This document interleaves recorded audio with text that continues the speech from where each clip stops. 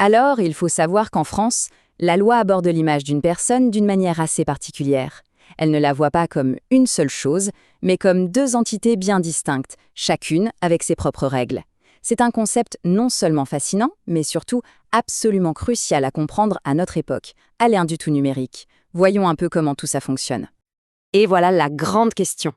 Chaque photo de soi, en fait, possède une double nature sur le plan juridique. Un premier visage qui protège notre intimité, notre jardin secret, et un deuxième qui, lui, peut devenir un véritable actif économique, un vrai business. C'est cette dualité qu'on va décortiquer ensemble.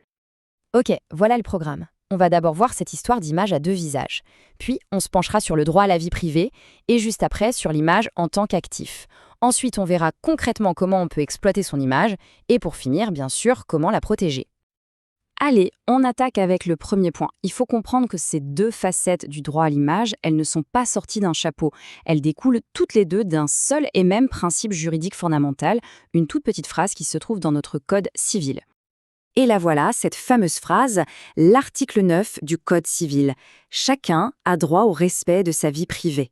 C'est tout. Ce qui est complètement fou, c'est de se dire que toute l'architecture complexe du droit à l'image en France, tout ce qu'on va voir, a été bâti par les juges au fil des décisions de justice, juste à partir de ce simple principe. Alors là, le contraste est saisissant. D'un côté, on a le visage privé,